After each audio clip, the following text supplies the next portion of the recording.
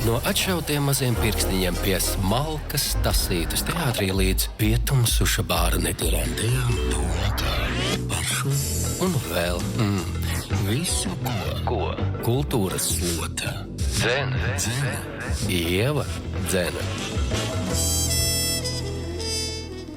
Tad nu sveiciens jaunā stundā. Turpinām saulaini un iepriecinoši, un man ir liels prieks, ka pie manis ir ieradusies viena no manām iemīļotajām režisorēm, vispār režisoru vidū Latvijā, meistarīgā Laura Groza. Čau, Laura. Sveiki, čau. Prieks, ka tu atradi laiku šajā augstumā arī atbraukt līdz šejienai, un mēs varam vienkārši parunāt. Skaidrs, ka tu jāpiemina ir tas galvenais, ka tu esi Mihaila Čehova Krievu teātra gan režisora, gan mākslinieckā vadītāja. Nebūs precīzi. Projektu? Projektu, jā. Tur arī man prasa, mums ir tur Čehova, jā, vispirmām kārtām sveiciens visiem. Es uzreiz tā kā ātri, kā tāds vilciens sāku braukt. Tad vēlreiz sveiciens ir tev, sveiciens klausītājiem. Nebija grūti nokļūt, bišķiņ grūti bija atrast, kā es tev teicu, bet nebija augstums man nebiedē. Man kā reiz patīk ļoti skaists ziemas rīts. Atgriežoties pie jautājuma. Jā, es pamatprofesiju, protams, man ir režisors. Tā ir mana pirmā un vislielākā mīlestība, un tas vienmēr būs pāri visiem citiem darbiem, bet nu ir tā sanāca dzīvē, kad arī es varu palīdzēt pildīt citus pienākumus teātrim. Tad šajā gadījumā tas ir Mihaila Čehova Rīgas Krievu teātris, un pēc direktors Danas Bjorkas aicinājuma es arī pievienojos komandai. Mans amata nosaukums ir nedaudz savādāks. Tas nav mākslinieckā vadītāja, kas ir arī tāds pastāvošs teātrī. Citos teātros tāda eksistē, vai mākslinieckais direktors, kāds tur definē, kā vēlās, bet mans amata nosaukums māksliniecko projektu vadītāja. Arī mums ir tāda sava sistēma, kāds teātris izvēlās, kā viņš strādā, bet, protams, es arī veicu kaut kādu konsultatīvo sadaļu arī direktorē attiecībā pret repertuāru, pret vispār teātra stratēģiju, pret to, kā mēs veidojam tēlu un ko mēs, kā pats būtiskākais, ko mēs reprezentējam savā repertuārā, kādas repertuāra vienības, un tas ir arī tas, ko mēs kopā visi darām Čehova teātrī. Bet atsevišķi, protams, ir man vēl pati svarīgākā lieta, kā es arī teicu, teātra režija, operas režija, tas ir, to man neviens nevar atņemt. Jā, opera taču arī meistarīgi. Jā. Un tā ir tava arī tā dvēselīte. Kas tev tieši operas režijā patīk? Man patīk operas un teātra režijā sintēze manā dzīvē, tāpēc, kad, kā sacīt, jāsaka, mans backgrounds ir sakņojās un ir izveidojis dramatiskā teātra režijā, ko es absolvēju pirms jau 20 gadiem. Teātra fakultāti. Kopš tā brīža tiešām ir diezgan daudz izdarīts, vismaz kādas 40 izrādes dramatiskajā teātrī. Lieli arī fantastiski, ļoti, ļoti daudz lielu darbu, bet man jau daudz no tā liekas kā citā dzīvē, tāpēc, ka ļoti notiek liela dinamiska virzīšanās uz priekšu dažādu nozīmju aspektos, par to mēs arī vēlāk varam parunāt. Un tad pa vidu iesprocās tā opera, tas sākumā bija tāds negaidīts piedāvājums, ko es nebīstoties akceptēt, tāpēc, ka man īstenībā tā laikam viskomfortākā zona teātra un operas vidē ir tieši lielās formās. Nevar to izskaidrot nekādā veidā, tāpēc, ka faktiski teātra fakultātē mēs vispār, mums neviens neapmācīja vai nemācīja, jo mums vispār nebija tādu telpu, kur mācīties lielinscenējums un kur mācīties lielās formas režijas darbs, bet kaut kādā patoloģiskā veidā tas ir tieši tas, ko es vislabāk saprotu un māku, un man ir diezgan... Tev ir tas kaut kāds nervs, kur tu jūti, tā ir kaut kāda, tā ir tāda tehnoloģija cita, ko tu vienkārši, tas ir par nervu viens, bet tur ir kaut kāda arī tehnoloģiskais aspekts, kas ir, tā ir tā kāda arhitektūra, tā ir vienkārši tāda zinātne, faktiski, bet es nekad neesmu akadēmiski to apguvusi, tā ir vienkārši tāda izjūta par lietu būtību, un tāpēc arī laikam organiski nāca savā laikā izmēģināt savus spēkus arī operas režijā, kas salīdzinoši bija tiešām sekmīgi tā iemesla dēļ, ka to izrādi tiešām viņi notika, viņi nenoņēma no repertuāra atklāt gan salīdzinoši ar, jo tā bija nacionālā opera Erika Ešenvalda iemūrētie, un tad sēko nākums, un tagad jau strādāju pie 3. lielformāta darba operā tieši, un vispār tā doma ir tāda, arvien vairāk iet tajā virzienā, nepazaudēt nekādā veidā saikni ar dramatisko teātri, jo dramatiskais teātris visa pamats un šūpulis, jā, un arī operā. Tu esi tikai ieguvējis, ja tevi šis ir backgrounds, man liekas, vieglāk ir kļūt par operas režisoru kā dramatiskā teātra režisoru nekā otrādāk. Jo tie, kas ir operas režisori, viņiem dramatiskā teātrī pietrūks arī kaut kādu prasmi, jo tur atkal ļoti detalizēti jāstrādā ar aktieru, ar cilvēku psiholoģiju, ko atkal operā var viņš tādiem lielākiem triepieniem veidojas, tas viss, tā tehnoloģija. Jā, jo tas ir tāds garš monologs sanācis, bet faktiski es nebiju gatavojusies, bet vienkārši man patīk šī brīvi plūstoša tu trāpi uzreiz tā kā aktuālā punktā, un man ir par ko izteikties, jo var visādi, protams, būt, bet jā, vislabāk viņi tā sinhronizējās. Man liekas, tad vislabākais profesionāls, viņš tā nopulē to psiholoģisko prasmi dramatiskajā teātrī, kas ļoti nodara operā, un opera atkal mācās to līnliscenēm, kas atkal dažreiz iztrūks teātrī, dramatiskā teātra režisoriem, jo viņi nemāk, jo mēs kā reizi saku, sevišķi Latvijā, tagad varbūt tas ir mainījies, jo teātra fakultāte ir rekonstruēta, un tur ir lielāka telpa, kur studenti var mācīties strādāt tā kā kāda pasaka, plaknē lielākā, jo teātris un operas, no režisora perspektīvas skatoties, tā ir milzīga kompozīcija, tas ir milzīgs ekrāns, kur tev ir ļoti daudz pikseļu, kas tev ir jāsasinhronizē, un nemaz nerunāju par tiem, kas ir skaniskie pikseļi, vēl tev ļoti daudz. Un tev ir ļoti daudz skaņu celiņi, mēģinām laikā galvā vienkārši 8 skaņu celiņi, un tad kā dažreiz tas nav arī tik vienkārši to lielo bildi savilkt kopā. Tad, bet tev tas patīk, vai ne? Man tas nenormāli patīk, es to nevarētu.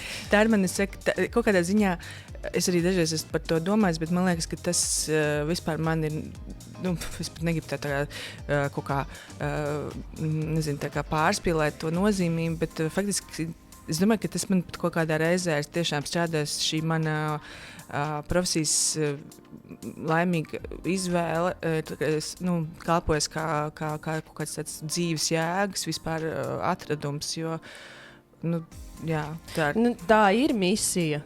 Un tev ir ielikts tevī iekšā tik daudz tas talants un spējas kā tādas, gan praktiskās, gan arī tas, kas tev nāk, es nezinu, no kosmosa, un tu jau nodod kā tāds, kanāls mums pārējiem un lietas aizdomāties, un paldies par to, ko tu dari. Jā, par operu. Vēl viens mans iemīļots režisors Latvijā ir noteikti Aiks Karapetjans, kuram arī operas saistībā pirmizrādes tuvojas, un viņš arī ir ļoti meistarīgs, un manuprāt, vispār viņš ir kino, vai ne? Un tad opera, un tad teātris.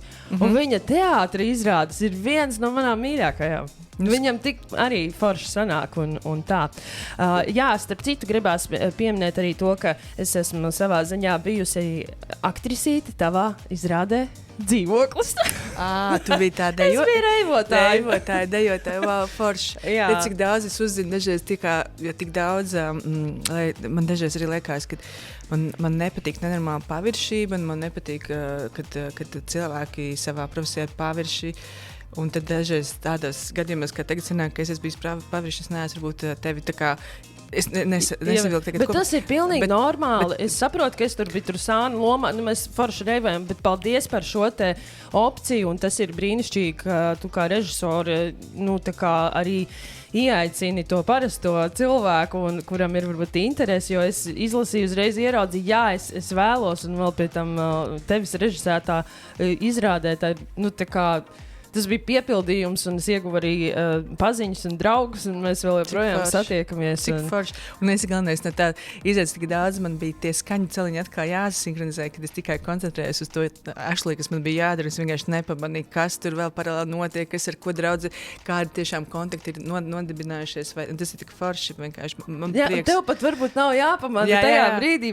To nav iespējams. Vienkārši tas ir tā kā, pieņemsim, es nezinu, iedomājies kaut kādu milzīgu, Hollywoods films production, es pieņemu, kad režisors arī nezinu pat, kas notiek ar viņa asistentiem, nemaz nerunājot, kas notiek ar, asistentiem un aktieru asistentiem un, tur tāds zirnekļa tīkls. Jā, milzīgs zirnekļa tīkls aiziet tieši tā.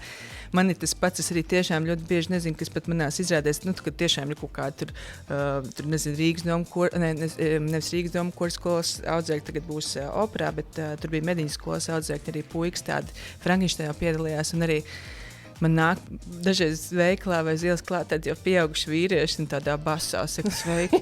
Un es saku sveiki, mēs bijām tie puikas tajā izrādē. Tad, jo viņiem tur bija kaut kā 12 un tagad tas ir pirms 10 gadiem, tad viņiem 22, jo tos vīrieši nepazīst, bet vienkārši reāli tā kā nāk. Un cik spilgtas atmiņas, sajūtu atmiņas tu rādi caur savu darbu. Tas bija forši, jā. Tagad mēs dosimies muzikālā un reklāmas pauzē, un tad turpināsim noteikti parunāt par Mihāla Čehova Krievteātra dzīvi, tevi tajā un arī par izrādēm. Un tas aktuālais tev noteikti ir Slepkavība Austrumu ekspresija. Jā. Turpinām mēs sarunu ar brīnišķīgo un meistarīgo režisori Lauru Grozu. Nu, tad ķeramies klāt tad Mihāla Čehova Krievteātrim. Es esmu redzējusi tā, cik izrādes Ķiršu dārs, kas ir Viestura Kairiša iestudējums, Leģenda par pianistu un arī Slepkavība Austrumu ekspresija. Un skatu ugunī. Jā, tas pirmais skatu ugunī. Un kāpēc es saku, ka tu esi meistarīgi, tu vienmēr, jūs tā kā Čehova teātrī, jūs atrodat sezonas tēmu, vai ne? Un tad pēc tās arī vadaties un veidojat šos te darbus. Un cik tu meistarīgi spēji atrast to svarīgo tēmu un kā tu viņu izstāsti, jo skatu ugunī, jā, un vēl apvienojot latviešu un krievu aktierus, kā tev radās tā ideja? Zini kā, tur ir tā jau, kad katra ideja rodās kaut kā bišķiņ savādāk. Tas nav tā, ka tu sēdi vai tur, nezinu, pie grāmatas plauktu, tur sentimentāli tur varēs. Tur dažreiz kāds, nezinu, pie kaut kādas, nezinu, tur pasākumā kādā ar kolēģiem sēžot, kāds, ka bet Riku tāds tikko pavīdēja kaut kāds tur raksts par kaut ko, vai tu pats kaut kur uzduries, vai, tur ir ļoti daudz variantu. Man liekas, kad es skatos ugunī, kā piemērs, tā viena no ļoti, ļoti daudzām izrādēm, ka tā, ja es pareizi atminos, tur bija mans kolēģis Ojārs Rubens, viņu bija uzrunājusi sieviete, kas arī apseko Marijas Lēko fondus, tur ar fotogrāfijām, ar kaut kādu, nezinu, tur dokumentālo kaut kādu tur krājumu, un tad viņi bija vēlējušies. Varbūt, lai klausītāji saprot, man jāsatvainojas, nepastāstīja, par ko ir izrāde. Izrāde ir par aktrisi, par latviešu trupu, kuras viena no spožākajām zvaigznēm bija Marija Lēko, latviešu aktrise, kas šī trupa funkcionē Maskavā Staļina laikā un galā piedzīvoja ļoti brutālas represijas. Viņus visus, teiksim tā, es nezinu, kā būtu īstais, vai utilizē, vai vienkārši brutāli eksekūtēja, un viņi tika vienkārši nogalināti kādā dienā, 40 gados.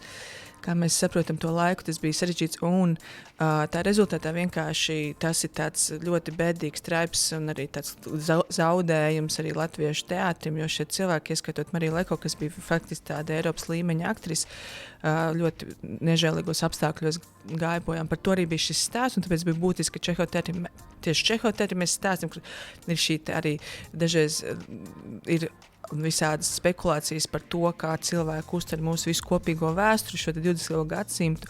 Un tad šis bija viens no tiem stāstiem, kas tiešām aktualizē atkal jautājumu par mūsu izpratni un zināšanām par 20. gadsimtu. Un tad, tāpēc arī bija vajadzīgi arī latviešu aktieri un krievu teātra aktieri. Bet, tas darbs bija diezgan smags, tāpēc arī īstenībā viņš tik ilgu dzīvi nenodzīvoja, jo ir grūti skatīties arī vēl joprojām kādā apstākļos to diezgan destruktīvo saturu.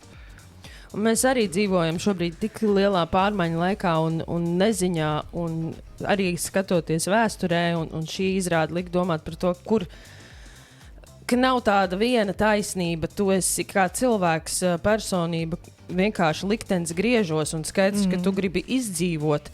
Un vai mēs varam nosodīt tā vai šā, ja tu neesi tajā vietā, jo varas mainās, un tu esi tā kā krustcelēs, viss, un kā tu proti, tā tu izdzīvo.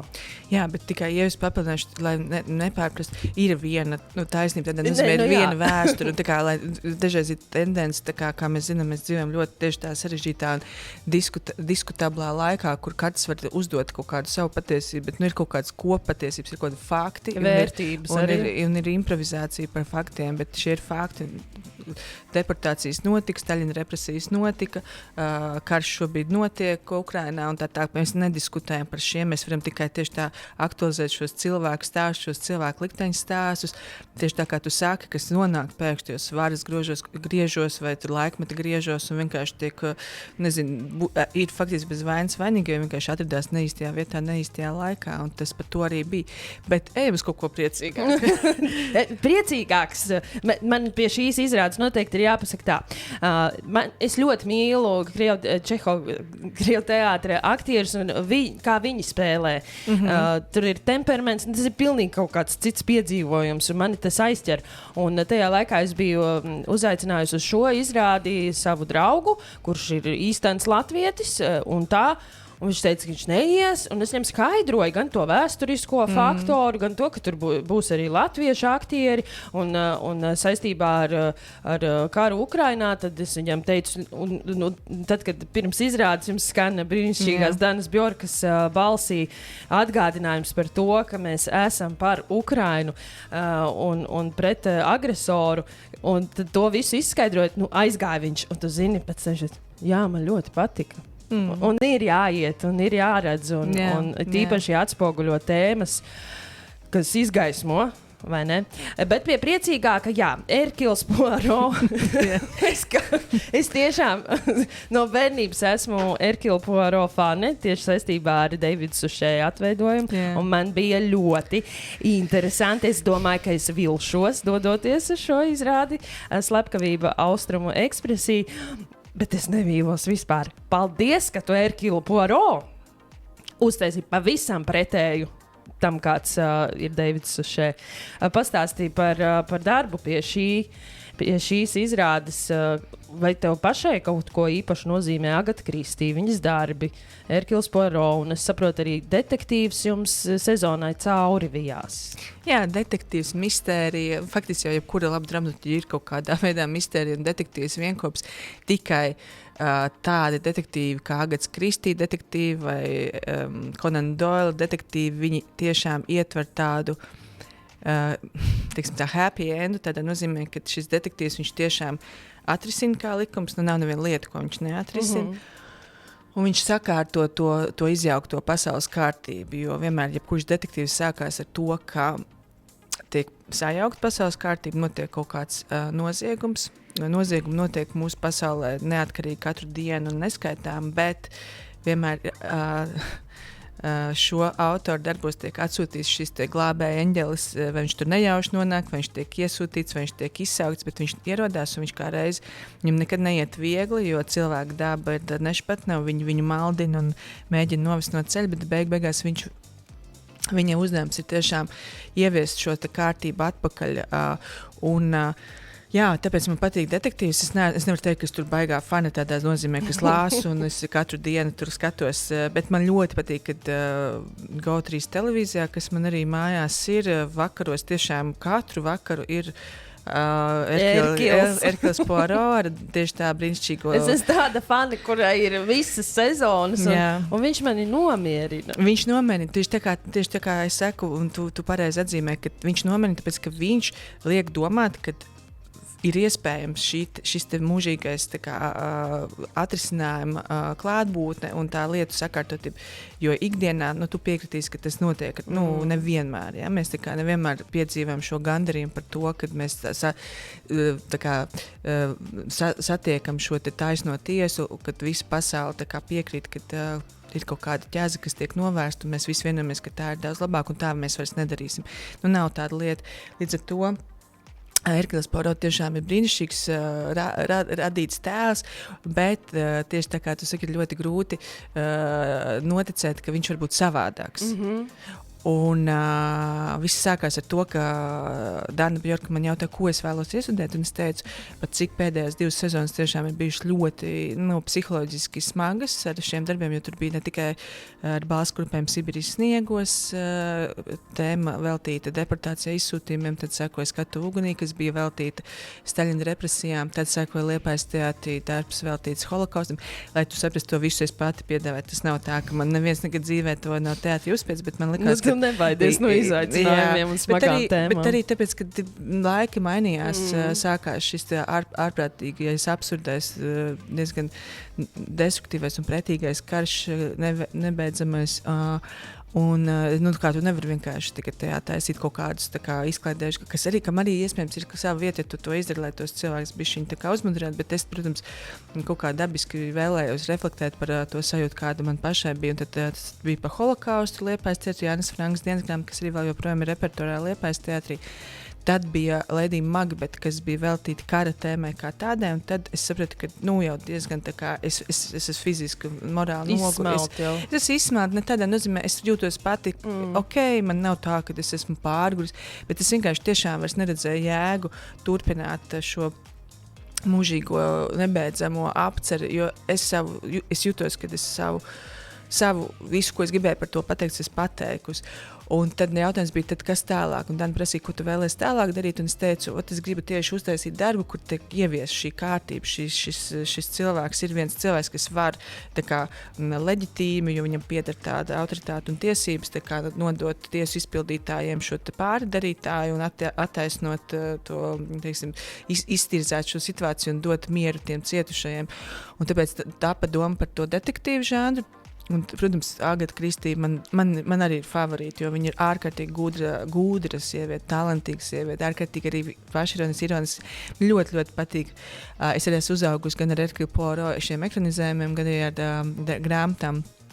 Protams, vishrestomātiskākais ir slepkavība Austrumu ekspresija, kur, protams, bija šī bīstamība, ka visi zina to atrisinājumu, bet kas man pārsteidz, un tad daudz saka, bet jautājums, kā tad tas tiks atrisināts, bet arī man pārsteidz, ka tomēr daudz arī nezināja, man pat kolēģi nezināja. Jā, es biju ar savu ļoti tuvu draudzeni, un viņi visu laiku man prasīja, viņi man prasīja, tas ir vainīgs, jā. Skaties. Jā, man arī atnāca, es aicinu parasti neparasti pēdējā laikā uz ģenerāla mēģinājumiem, mums ir tāda ļoti tuva klases biedru kopa, ar ko mēs visu laiku uzturam jau faktiski 35 gadus attiecības, un tad es viņus uz viņiem testēju. Tad arī tik mīļi bija, ka starpbrīdī viņi atnāk pie manis uz kabinetu, viņi katram sava versija. Viens saka tas, un arī mani tincini, es saku, draugi, vienkārši skatāmies un redzam, kur tas mūs novedīs. Tā kā nav tā, ka visi zina. Un tad ir nākamais, ka tiešām izaicinājums ne tikai tiem, kas zina stāstu, viņu izstāstīt, arī tiem, kas nezina stāstu, viņu ticam izstāstīt, bet tad trešais ir tiešām saistīts ar galvenā varoņa atveidojumu. Un es nebūtu ņēmusi vispār jebkuru Poirot sēriju, šajā gadījumā šo konkrēto es neredzētu aktieru teātrī, jo, protams, teātris ir izlikšanās un pārģērbšanās māksla, un tur var, protams, jebko pārtaisīt, bet es faktiski ņēmu tikai Šamiļa Hamātova dēļ, jo viņam faktiski nācās tikai tiešām tās ūsas uzlīmēt, nevis tādā nozīmē, ka viņu mēs mēģinājām pietuvināt kaut kādam, bet Šamiļs vienkārši ir ļoti deduktīvs aktieris, viņš ir gudrs aktieris, viņš ir tas aktieris, kas tiešām ir arī vienmēr, šis bija kopīgais trešais kopdarbs, un es pamanīju to viņa spēju ļoti deduktīvi strādāt iepriekšējos darbos, ka viņš tiešām mēģina vienmēr ļoti precīzi saprast detaļas, kāpēc tas dara tās, kāpēc viņš man atbild. Un pie tām kvalitātēm es sapratu, ka neviens nav piemērotāks kā viņš. Man arī patīk viņa tas tumšais, tas luks. Jā. Sauksim tā, šis luks. Un es sapratu, ka Šamiļam, es tieši tādu arī gribu Poirot, ka viņš ir jauns, viņš ir agrie 40, viņš ir simpātisks vīrietis, viņš ir seksuāls. Viņš dejo. Viņam ir arī tendence sakārtot savu privāto dzīvi, ko mēs attīstījām šo tēmu arī šajā sērijā, jo mēs neko nezinām par Poirot privāto dzīvi, bet es domāju, ka tāda noteikti ir jāpastāv, jo viņš ir arī tikai cilvēks kaut kādā ziņā. To mēs ar Šamiļu attīstījām vēl tiešām kaut kādu viņa tādu arī neirestētisko pusi, jo viņam ir trauma no tās iepriekšējās lietas, kur viņa, negribu spoilot, bet viņa darbība rezultātā kāds cilvēks arī cieta. Un tur tādi ļoti daudz arī skaisti morāls un ētikas aspekti tiek atvērti un pie viss tā, ka viņš atrisina, bet atbildes jau īstenībā beigās nav, jo viņš nespēj. Un var skatīties tā kā to izrādi ar vieglumu, kuriem patīk. Tas arī ir fenomenāli, ka it kā ar vieglumu, nekas tur sarežģīti, ja vēl zini to stāstu, tad jāatzīmē ir noteikti krāšņums tērpos. Nu, tur ir ko paskatīties un iedvesmoties. Un, interesanti, šodien tikai lasot uzzināju, ka video materiāli, tie kadri ir Lauras un Mārta Sābeles veidotāji, un tie arī ir iespējīgi. Tas viss komponentes ar scenogrāfiju ļoti, ļoti meistarīgi ir izdarīts. Un jā, mums jau vajadzētu arī 3 noslēgt sarunu. Man liekas, mēs tikai tikko sākām. Jā, ļoti viegli ar tevi runāt. Es gaidīšu tev vēl ciemos. Un jā, varbūt tad operā tev top kaut kas jauns, jā? Šobrīd es izmantošu iespēju pastāstīt par saviem nākotnes plāniem. Jā, droši tiem, kam interesē arī turpināt kaut ko tādu vienlaicīgi gan izklaidējuši, gan arī pārdomu rosinošu varat sekot manai darbībai Latvijas Nacionālā teātrī. Šobrīd dopa darbs pie izrādes Zīda Čūska ar Normundu Laizānu galvenā lomā. Un pavasarī, jā, būs ļoti skaists, milzīgs darbs opera Bohēma Latvijas Nacionālajā operā un baletā, pie kura mana komanda, es un mana komanda faktiski jau gadu ilgāk strādājam. Šitā sezona bija ļoti skaista, un viņa turpina būt skaista, un es esmu pateicīga par šo sezonu, jo tas ir tā ir mana ideālā sezona. Dažādi darbi, dažādos teātros, dažādās komandās. Man katrai izrādē sava komanda, kas ir man arī sēni, gan draugi, gan kolēģi, līdzgaitnieki. Bet es piemeklēju katrai to, jo katra izrāde ir savu raksturu, viņai ir katrai savs raksturs. Un arī attiecīgos cilvēks. Tad tu savējos, bet tu zini, pie kuriem darbiem viņus piesaistīt. Kaut vai tevis pieminētie brāļi abas, mēs ar viņiem vienā skolā mācījāmies. Un mēs pirms gada, kad mums bija skolas salidojums, vienojamies, ka kaut kas jāuztais kopā, un tad arī tas sanāca šeit. Nākamā darbā man ir cita komanda, brīnišķīga Artūra Virtmani, mākslinieku. Pie operas man strādā fantastiska komanda, Fjodors Podgornijs, kostīma mākslinieks, Fabiens Ledēns, kas ir zināms Latvijā arī kā Rotko un Orākuls scenogrāfs, un Elza Leimane, vienlaicīgi mana draudzene kā horeogrāfa. Mums ir tā kā brīnišķīgi, tā kā es esmu tā kā Dievam un liktenim pateicīgi par iespēju šādi strādāt, jo mans darbs ir strādāt no sirds un no dvēseles. Mans darbs ir uzaicināt vislabākos savus kolēģus kopsadarbībai. Mans darbs ir izstāstīt skatītājiem stāstus dažādus. Un, ja kāds teātris man aicina, es izskatu to un atsaucos biežāk nekā neatsaucos. Bet tā kā tas viss sakrīt, tas nav no manis atkarīgs, jo katram teātrim ir savs. Viss arī notiek tā, kā vajag. Tieši tā. Paldies tev, sirsnīgs, Laura. Paldies, un paldies, ka tu esi un tu dari to, ko tu dari, un tev ir arī tie brīnišķīgie cilvēki līdzās, un lai tā turpinās, jo tu vari tik daudz, un ikvienam jābūt īstenībā pateicīgam tieši par to, kā tu izgaismo attiecīgas tēmas, kas tajā brīdī ir svarīgas. Paldies, Mīši.